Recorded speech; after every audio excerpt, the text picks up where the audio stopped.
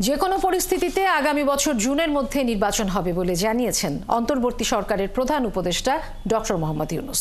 বুধবার টোকিওর ইম্পেরিয়াল হোটেলে জাপানের সাবেক প্রধানমন্ত্রী এবং জাপান বাংলাদেশ পার্লামেন্টারি ফ্রেন্ডশিপ লীগের প্রেসিডেন্ট তারো আসোর সাথে সাক্ষাৎকালে এই অঙ্গীকার পুনর্ব্যক্ত করেন প্রধান উপদেষ্টা। তিনি জানান, অন্তর্বর্তী সরকার সংস্কার, হত্যাকারীদের বিচার এবং একটি সাধারণ নির্বাচনকে অগ্রাধিকার দিয়ে কাজ করছে। এ সময় জাপানের সাবেক প্রধানমন্ত্রী তারো আসো বাংলাদেশকে রাজনৈতিক স্থিতিশীলতার দিকে নিয়ে যাওয়ার জন্য ডক্টর ইউনূসকে ধন্যবাদ জানান।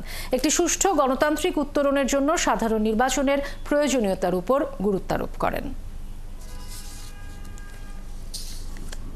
নিক্কে ফোরাম ফিউচার অফ এশিয়া 2025-এ যোগ দিতে বুধবার স্থানীয় সময় দুপুর 2টায় জাপান পৌঁছান অন্তর্বর্তী সরকারের প্রধান উপদেষ্টা ডক্টর মোহাম্মদ ইউনূস। পরে তার সাথে সাক্ষাৎ করেন জাপানের সাবেক প্রধানমন্ত্রী ও জাপান বাংলাদেশ পার্লামেন্টারি ফ্রেন্ডশিপ লীগের প্রেসিডেন্ট তারা আসু। বৈঠকে প্রধান উপদেষ্টা আগামী জুনের মধ্যেই বাংলাদেশে জাতীয় সংসদ নির্বাচন দেওয়ার কথা অঙ্গীকার করেন বলে জানান প্রেস সচিব শফিকুল আলম। ইলেকশন ডিসেম্বর থেকে জুনের মধ্যে হবে।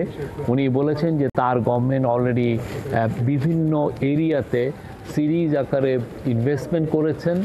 এই ইনভেস্টমেন্টের সিরিজ আকারে রিফর্ম করছেন এবং রিফর্মের অলরেডি আমরা কিছু ফল পাচ্ছি। প্রধান উপদেষ্টা বলেন, সংস্কার ও বিচার কার্যক্রম দ্রুত সময়ের মধ্যেই এগিয়ে যাচ্ছে। ফরেন এক্সচেঞ্জ আপনার রিবিল্ডিং হয়েছে, তারপরে হচ্ছে ব্যাংকিং সেক্টরের হেলথটা রেস্টোরেশন হয়েছে ব্যাংকিং সেক্টর। আর আমাদের যে 3-4-5 বিলিয়ন ডলারের মতো যে ঋণ হয়েছিল, যেই টাকাটা শেখ হাসিনা না দিয়েই পালিয়ে গিয়েছিলেন, সেই পুরো টাকাটার